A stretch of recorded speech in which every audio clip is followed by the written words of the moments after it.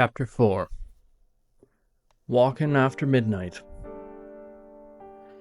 The last thing that could be seen as the door slammed to a close was the shaman's long mossy coat flapping in the wind and speed at which he exited. It left 2 trails of clean floor where the coat's tails had been dragged over the hardwood. After a few deep sighs, Ben came to his feet and began loosening Swift's ropes, the whole while keeping an eye on the magnificently terrifying beast in the corner of the dining hall. It was, in essence, one massive room with everything one could need in it: kitchen, living and dining room, bedroom, a washing area, and largest of all, an alchemy station with literal hundreds of ingredients, solutions, potions, beakers, breakers, burners, boilers, bakers, boofers, bottles, brought Waylands, lollygiggins, flasks, containers, masks, and casks. The amount of ingredients was so abundant, it overflowed from this area and could be seen reaching out further into the shack, with dried vegetables and herbs hanging from the rafters. The room that the friends had been tied up in could be considered truly the only other room in the home. They were not separated by a door or even a frame, merely a change in shape. A hexagonal room that was seemingly cut out of the side and tacked on. It was smaller and cozier than the main room, with a lower hanging ceiling that got narrower as you were to walk towards the back wall. It was a simple reading room, plenty of chairs and plenty more books. There were a few minimal paintings on its walls, depictions of the sea, of far-off islands. Yo, dude, this is bad. Swift was already awake and speaking to Ben as if he had been for an hour. Ben didn't move his gaze from the Erebos and waited for Swift to continue. I've actually been awake longer than you. Well, I think. Except I stayed quiet. See, I listened to every word that man had to say. So you heard him swear on his soul that he wishes to cause us no harm? And you believe him? Find anything else to believe in, you got my ears, buddy. When has trusting strangers ever worked? Particularly, when has it ever worked for you in the past, Ben? Shut the fuck up, dude. Don't bring shit like that up. Ben scorned, finally upset enough to momentarily forget his fear of the Erebos and fasten his eyes to Swift. Listen, dude, spoke Swift. I heard that guy mumbling a bunch of shit to himself. And I heard what he said to you as well. What I gathered is this. He's meeting with some guy named Deity, and he's going to bring that person back here. Then we will be at a major disadvantage. As much as you want to take this guy at his word, trust me, dude, I do too. I mean, this would be a cushy spot to hold up until we figure out just what the fuck is going on. But come on, Ben, if it feels too good to be true, then I can pretty much guarantee that that's exactly what it is. I don't plan on ending up like Marcellus Wallace. I mean, for God's sake, there's gonna be 2 of them, bro. We're not gonna stand a chance. 3, spoke Ben as he pointed to the breathing black ball of fur. Before Buddy fucked off, he whispered in my ear that thing would kill the shit out of us if we try to leave. That thing is alive? Damn. Okay. Yeah, okay, that for sure doesn't help the situation, said Swift. But it may be our only time to escape. It's not going to become any easier when they return. Also, Swift funneled his hand around his ear and they both listened. The animal rumbled low but fast, like an oversized house cat with a busted purr, and its nose twitched and sniffed like that of a rabbit. although it was long and snout-like, much comparable to an aardvark or some kind of ancient sloth creature. That thing is fucking sleeping, dude. I'm telling you. It's now or never. They were speaking in rushed whispers. Why are you so eager to risk getting mauled by that fucking thing? Why are you in such a rush to get out of here? What's your plan when we do? How do we know that the woods would offer anything better than this idea you have of what will happen if we stay?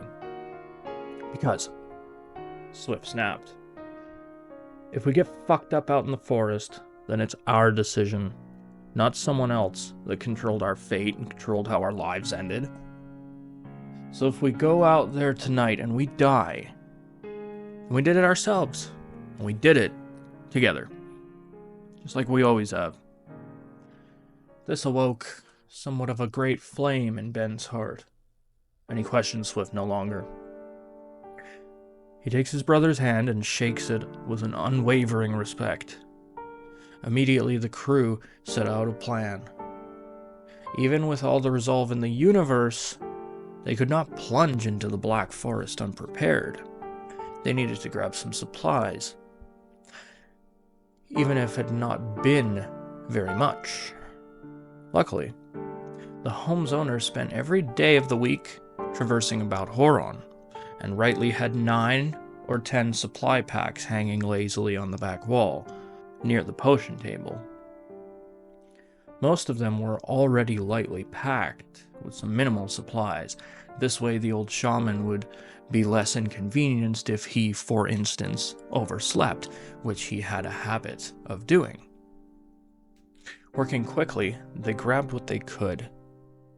Of the most useful items they could find, which this place had no shortage of. And then they proceeded to shovel them in their packs. Amongst these, a pair of water canteens and some salted pork that had been wrapped in paper and placed in an icebox. Swift notices a small golden necklace glimmering on the corner of a mirror, and before he can think to do anything else, he pockets it. They were, at last, ready to sneak across the room and out the door. It took a combined total of just under 4 minutes for them to grab all they needed. They were now ready to sneak across the room and out the door without being detected. But it was evidently too late. For in their scavenging, they had made enough commotion to wake the sleeping beast. A set of very round, very deep golden eyes were now fixated upon them. The creature's mouth slack-jawed in a sort of yawn as it came to. The pair froze up as the beast rose like a pile of bricks assembling itself off of the floor. It opened its mouth as if to yawn again, but instead it let out a long, shrill, blood-curdling belly cry.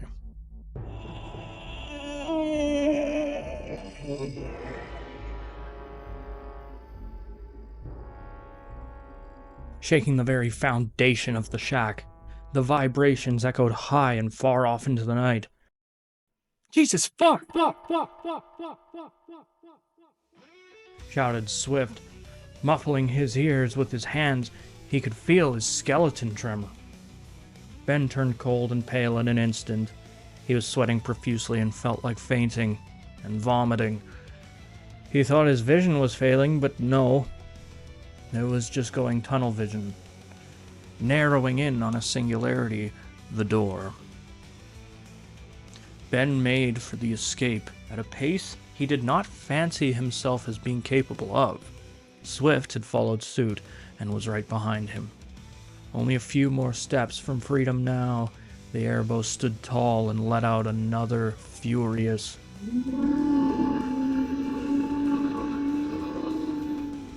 This time it came louder and at an even higher pitch. The brothers had stood in front of the guitar amp stacks at a Van Halen concert for 2.5 hours.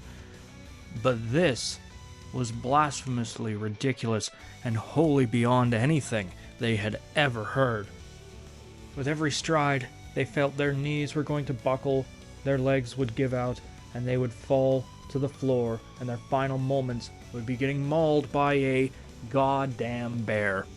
Time passed by the very millisecond as the two jumped over table and chair and pot and piles of dried ingredients, and the very moment when Ben swears that he can feel the beast's hot breath drumming on his ear, they bounded at last over the threshold.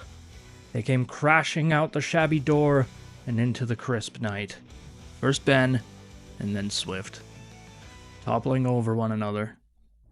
In a moment of sudden regained composure, Swift stretches out his left leg and kicks the door closed with all the force of a donkey booting a coyote square in the head. Snapping to their feet, the friends started to pile any and everything they could find in front of the door. Rocks, wood, a wheelbarrow, gardening tools, and other random items.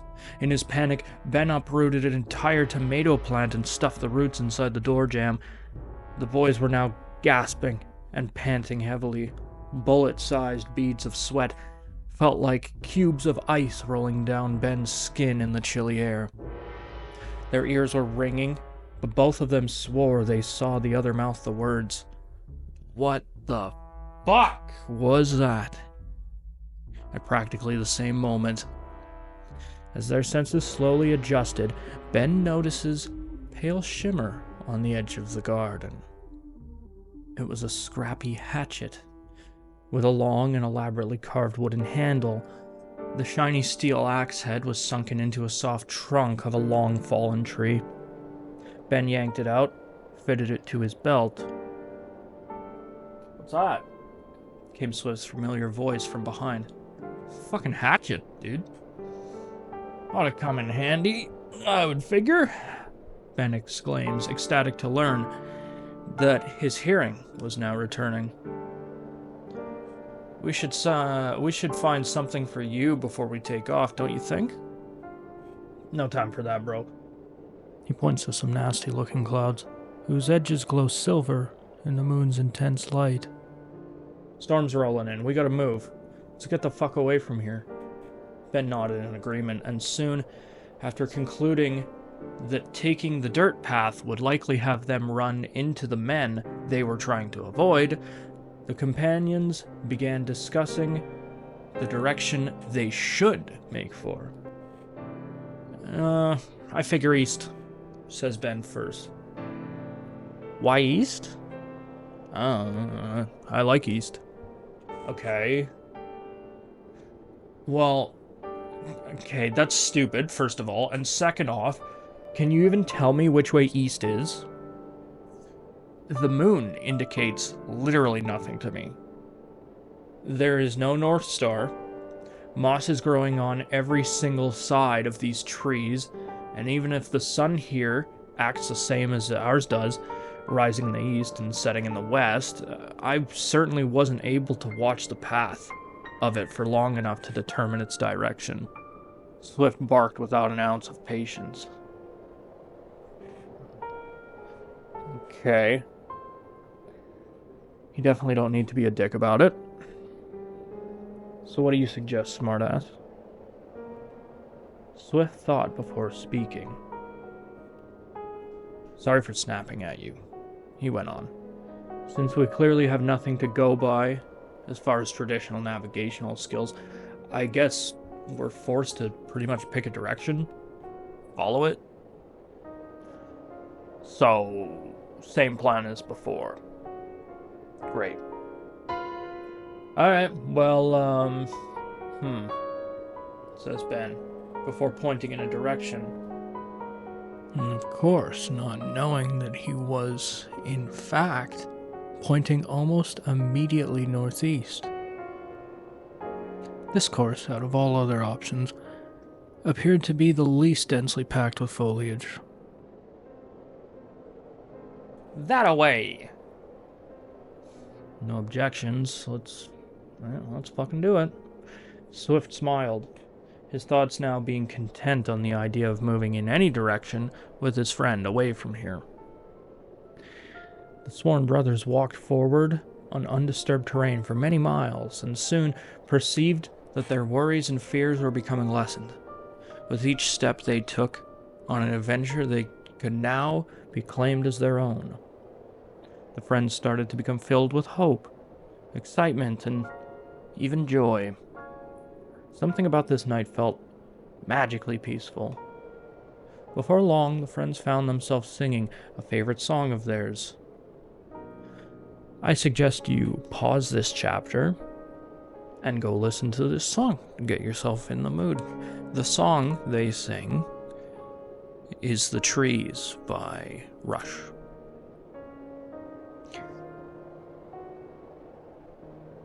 They chortled happily and pounded their fists against one another. They were overjoyed how well it had actually sounded, considering they had never rehearsed anything of the sort. "That sounded fucking perfect," said Swift. "Let's keep it going." Walking lightheartedly through the night, while singing the songs they had grown up with, soon gave them the idea that they must have been in a very safe and comfortable part of this world, where things of significance seldom happen. Everything about them had a welcoming presence.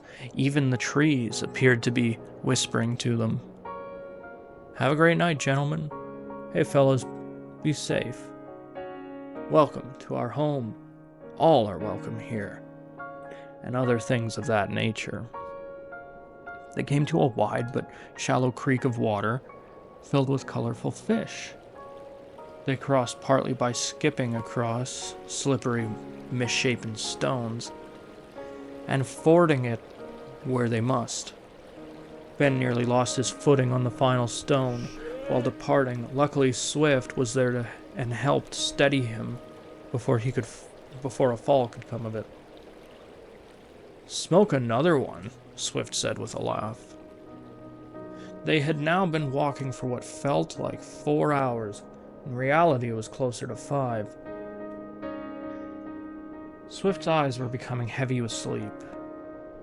"Yo, dude, I'm fucking hungry." "I'm getting pretty tired, too. I feel like we've put enough miles between us and that bear now. Should be good to take a breather. What do you think, Benny?"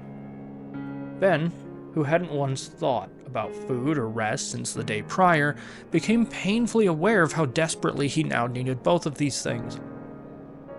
"That sounds like a great idea," spoke Ben. "You grip some kindling? I'll start cutting off some of the bigger stuff." Please tell me you still have the lighter," he asks, unholstering the shining hatchet from his belt. Swift searched his pockets, held it up. "Oh, thank fuck." The two piled all different shapes and sizes of dried leaf, twig, branch, and rocks to form a stable base. They were quite adept at fashioning a fire, and when they were finished and began to light it, it looked as though a pair of enormous giant's hands were setting fire to a lovingly crafted, cozy log cabin. "Damn, that feels good on my toes," said Swift while removing his socks and positioning his tired feet near the warm embers. Sweat steams off of them. "Hell yeah, dude," Ben replies. "I'm gonna cook us up some of this bacon I found." "Use this." Swift hands his friend a stick. He skewered a flank of pork onto it and thrust it into the licking flames. "Let's see," muttered Ben as he rifled through his pack. "What else we got in here?" "I gripped these," Swift proclaims, holding up some surprisingly unstale bread and some earthy-looking tubers. And so, our friends ate relatively well that night, filling their bellies and spirits as best they could in these strange new lands. A small red fox slinks through the woods towards them, curious about the strange voices, but more curious still in the smell of frying bacon. Its adorable triangle face pokes tentatively out of the tree line just beyond the fire's light. Swift sees it first and immediately recognizes it as being of no threat to them. He called out to it. "Hey, little homie." Ben turned to see with whom his friend was speaking, and was pleasantly surprised to see the shy creature peering daintily at them.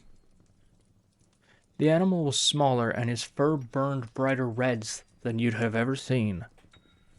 "Should I toss him some pork?" Ben asked. "I mean, we probably shouldn't. We really don't know how long we need this food to last us," said Swift. "Dude, it's meat. It's not gonna fucking last for very long before it spoils anyways," Ben remarked. "If you were gonna do it, why did you even ask me?" Swift thought aloud. "Yeah, fuck it. That little guy's just way too cute anyways. How you gonna say no to that?" Ben couldn't help but smile as he tossed a small portion of uncooked meat to the pup, who had now inched himself ever so closer. The fox took the meal in its mouth and quickly sunk away back into the forest, and the team laughed once again. "Looks like we got ourselves duped by a fox, eh, Swifty?" "Mission complete!" They burst into an uncontrollable laughter, and soon began to settle down for the night. It seems things were beginning to go their way, which was until a storm came. Swift was snoring, and Ben had his eyes closed trying to rest, when he felt a drip, freezing cold and damp on his forehead. He peered out above the tops of the trees and saw very large and angry-looking clouds forming. They were dense and fiercely dark against the monstrous moon. And soon they had covered that as well. The rain had begun, and was now at odds with the hot fire, who was sputtering, hissing, and spitting in poignant protest. "Great." Ben spoke sarcastically, knowing this would get a whole lot worse before getting better. Swift's rest was clearly disturbed, rumbling and grunting uncomfortably as large drops of rain splashed against his face and arms. What the... He was not yet awake, though. That was, however, until a great booming thunder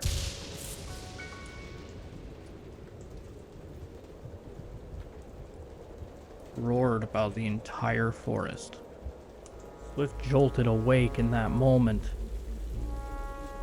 They had thought the cry of the Erebos to be quite loud enough, and now they had a symphony of bombastic crackling and popping, then pausing before letting out another mighty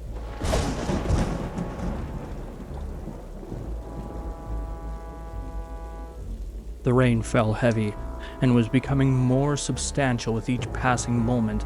Tiny pools of water began to form at the base of their fire, and as blisteringly hot as the two had gotten it burning, the storm's relentless attrition had turned this once proud flame into a few smoldering embers that steamed, smoked, and crackled before being snuffed out stubbornly. The friends sprang into action immediately, but there was very little they could do to protect themselves from the elements out here. They searched with their eyes and with their hands for the driest part of the forest floor, the whole time being careful not to stray too far and risk losing each other in the blinding dark and deafening storm. "Over here!" Ben heard a voice cry at him from out of the pitch black, and between the jests of the storm he made for it. And as he did so, he saw many different types of little squirrel and other small creatures he either did not know or otherwise did not recognize in the dark, hasting to their homes, or any corner or tree's hole they could shield themselves within. "It's pretty dry here. Must be under a massive tree. Get your ass over here." The voice was getting closer. It was not long before Ben stumbled headlong into his friend, who had discovered quite a dry patch to be sure. who propped himself, along with his pack, up against an enormous tree with a trunk whose diameter was at least twice that of the towering redwoods in California. Although he could not see them, Swift perceived that to be providing them with this amount of shelter, the size of the leaves must be something to behold, and Ben agreed. Removing some blankets and coverings from their bags, they were both saddened to learn that the storm had soaked them rather thoroughly in the short time that it had taken them to seek better refuge.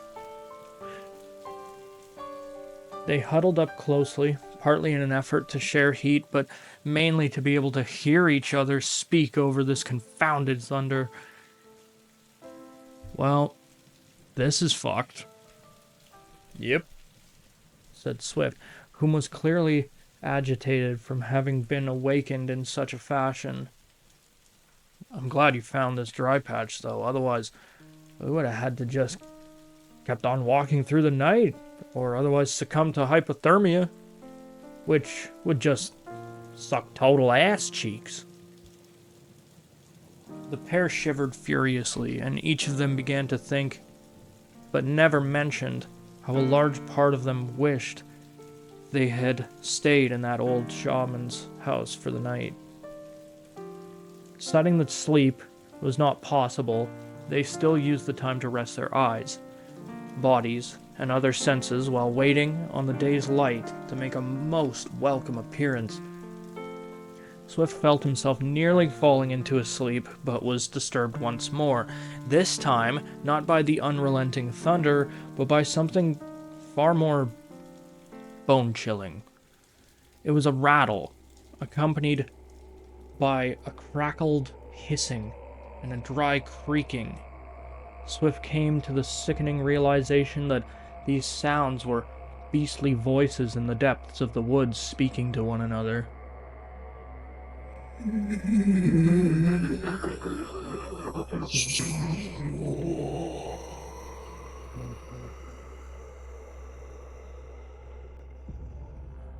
The voice crackled, and Swift could hear the sound of many a thin footstep moving all at once. The footsteps stopped, and another scratchy voice started.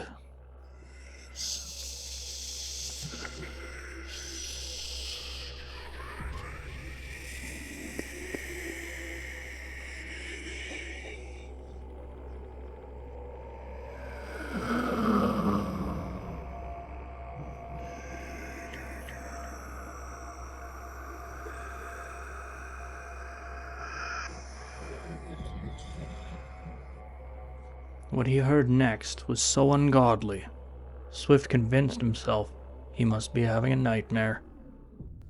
Crackling, crunching, and munching so sharp and so horrible, as if you had let off hundreds of party crackers all at once. Slurping, sucking, spitting, gnawing, and growling, it was so hideous that he thought he could not take it any longer. But just before he found himself crying out, "Make it stop!" it was halted. Listening now very closely, Swift could only hear the storm once more, and the sound of his own distressed breathing. "Did you hear that?" Swift found himself asking after a long air of stillness. "Yup," replies Ben shakily. "Really wish I hadn't, though."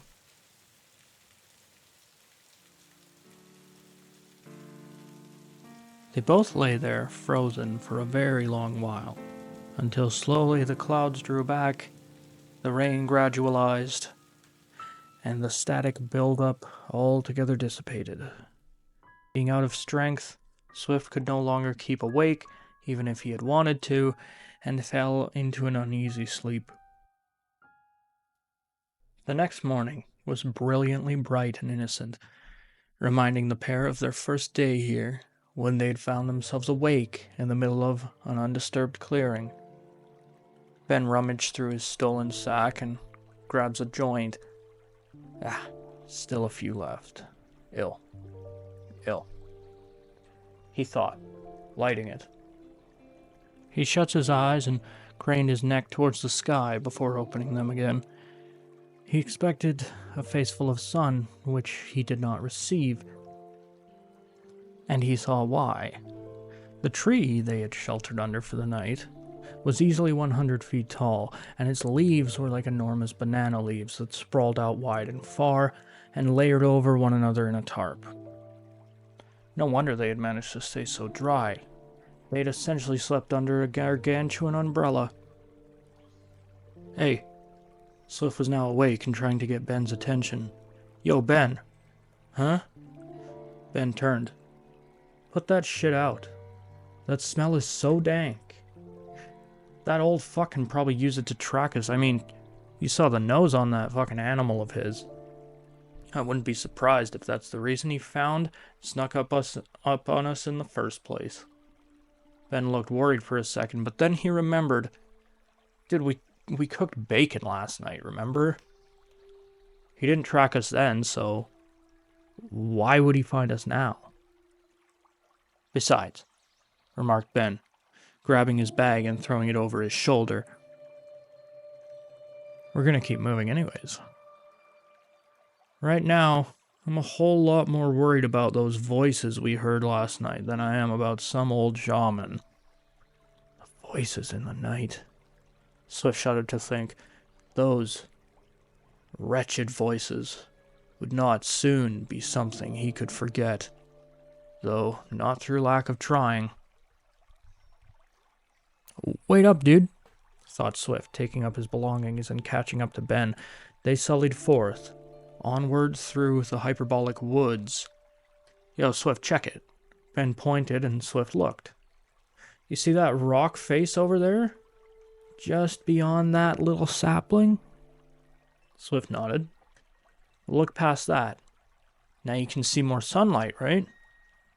Also looks like the ground starts to even out. I think we're almost out of the woods, buddy. Literally. They doubled their pace, too excited by the prospect of leaving these woods to remember that they were tired from a poor rest and had not yet had a proper breakfast, which Ben historically hadn't missed in a decade. Passing through the tree line, their faces filled with delight. An enormous road presented itself before them, made of gorgeous white limestone, lined with pillars of glass and marble. It stretched north and southwards, and would curve ever so slightly, so that looking in either direction, you would eventually see the path drop down and bend eastward. It was so very wide that 14 men could walk abreast along it. On its other side, the foliage begins again, albeit thinned and tapering. They were still technically in Horon, although it would have been difficult to recognize that, as such a large path had been deforested for this road, and the trees closest to it did not grow nearly as tall or luscious as they had in the forest depths. When upon their eyes adjusted to the light, and they gazed to their north, they became bitter with what they saw. A tall, thin, brown wooden home off the side of the road, with lots and lots of rooms and windows. Some of the rooms on the third floor had a balcony, and they had fitted painted wagon wheels of all different sizes and colors from long retired carriages onto the walls, wherever they could fit. There was a stable for housing plenty of horses, as well as chairs, tables, and benches for people to drink and dine outdoors when the weather was fair. Above its entrance were some scratched-out, peeling-off letters. Moriatus Mile. They were nearly unreadable, and underneath are more newly painted-on words of gold on a purple background that read, The King's Cap. They were insulted. Last night had been hell. They lay shivering cold and wet, ears ringing from the thunder, not to mention those voices. The whole time being less than a quarter mile from an inn. Are you fucking kidding me? The humor of the situation was obviously lost on them, but they decided there was no use in feeling sorry for themselves and made towards it. Dude, I don't want to stop here. I want to keep fucking moving, said Ben. I know. No stopping. We'll just ask for directions to the nearest actual city or town and dip out. The boys approached a short man sat in his carriage, parked out front of the establishment, being pulled by two fine-looking brown and white stallions, with healthy coats, luscious manes, and soft gray eyes. "Hey, fellers," came a high-pitched and rather silly voice. "You heading in, or you looking for a lift?" Before one of them could answer, he spoke again. "Well, my name's Ham Hagen, the wagon driver there. Get you anywhere you want to be, but... well, I'm sure you already knew all that. Why, everybody knows Ham's wagons." Ben couldn't stop himself from asking, wait, hold on. Hold up, hang on, slow down, wait a second. Back it up. Let's go back a step here. Let me get this straight. Wait just a goonin' minute here. Hold the phone. Hold your horses, hold the presses, hold my hand, bear with me, cool your jets. You got too much dip on your chip, so keep me on the up and up. Why in the holy mother of ass would you name it that instead of Hagen's Wagons? I mean, it's right there, man. Life doesn't have to be as boring as you make it, you know? The man looked confused, then offended, and then angry. But not at Ben and Swift, at himself. He rubbed his chin curiously. You know, I really don't know how I didn't see that one. Well, there's 35 years worth of advertising down the holder. Thank you for the suggestion, Mr. Ben. My name is Ben. And this handsome fucker to my left is my best pal, Swift. We're looking for information on where the nearest town is, and yes, I suppose we'll be hiring you to take us there if that's all right. Well, of course. The nearest town is Barnarin, but to be entirely honest, though, that's not even a skip west of Mirar. You sure, if we're going that far, you don't want to just make the extra trip up to the big kingdom there? There's also a trading post, He stopped himself, then looked as though he was trying to remember something, or else something had just come to him. Pardon me, I'm misremembering. Nope, I'd say that Mirar is what you want there. They like the sounds of a kingdom. Yeah, let's do it. The bigger the better. The further away the better. Further away, said Ham incredulously, deep skepticism in his voice. But Swift, clever as always, picked up on Ben's poor choice of words and decided to interject. Yeah, far away, he spoke with confidence. We planned on staying here for the night, but our plans have changed. You see that pure black horse? Third from the right in the stables? Yep, said Ham.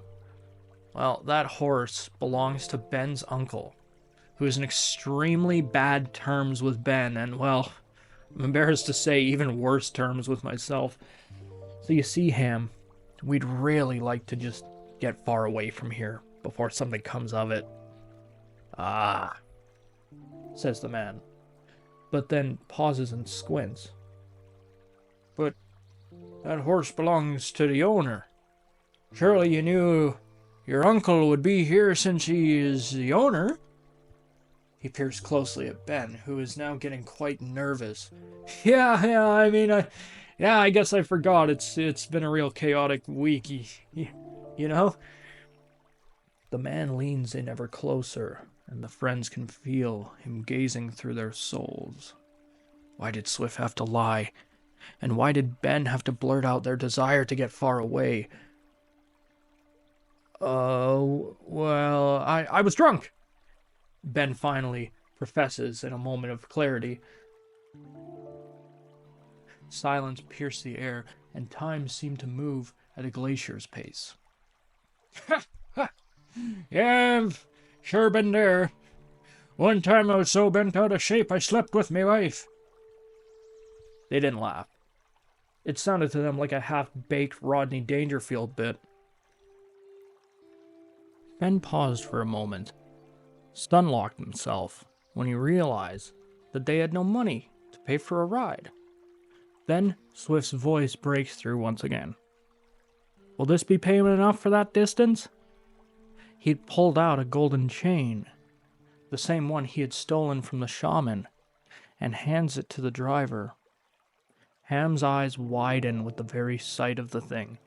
He held it up to the sun so that it may gleam, which it did spectacularly. "Aye, yes, this'll do," spoke Ham, elated. "Great." Ben snatches up the chain, rolls it up, puts it away. "Then you will get it when you get us to Mirar." Ham moaned and muttered, but ultimately accepts his offer. After all, gold is not easy to come by, especially in this realm, and can convince a man to do very much with the promise of only very little in exchange. Ben and Swift stepped up into the wagon. The leaf springs creak and rock as they settled in for a journey. "So where are you guys from, and what's Iron Maiden?" Ham says, pointing at Swift's black t-shirt. "Oh, it's just a thing from back at our hometown," Swift answers. "Yeah? Where is that exactly? You guys don't seem to be from around here. Between the clothes, the accents, and seeming that you two don't seem to be very familiar with Mirar." "What, are we on trial here? Look, Ham, we've had a long night, and I don't think either one of us is in much a mood for chatting, all right?" Swift said calmly, but his annoyance could not be masked. All right, said Ham. "I was only trying to be friendly. I weren't accusing you of being criminals or anything, if you catch my meaning. All for the best. I'll just stay quiet unless you gentlemen will be needing me."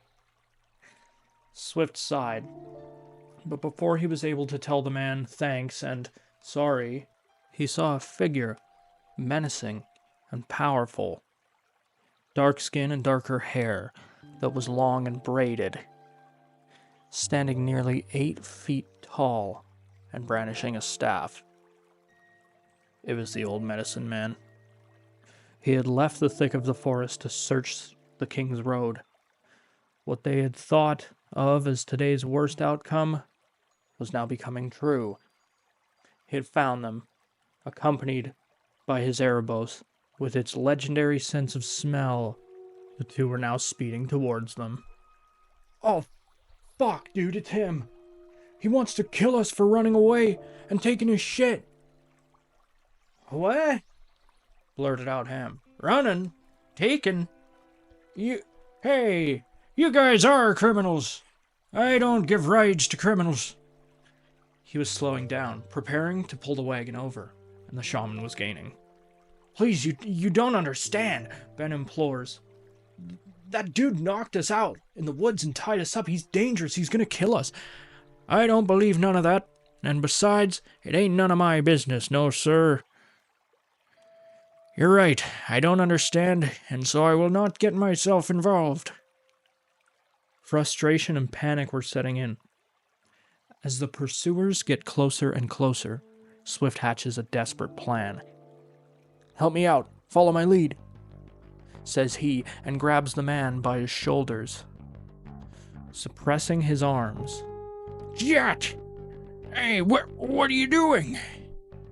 Ben caught on quickly, hopping over onto the passenger's side seat, bolstered a shoulder against Ham's, and between the two of them, shoved him off his wagon while it was still in motion. Ham slammed to the ground, ungracefully tumbling. The wind knocked from his chest, and his wardrobe soiled. Ben grabs the reins and cracks them hard with a "Hya!"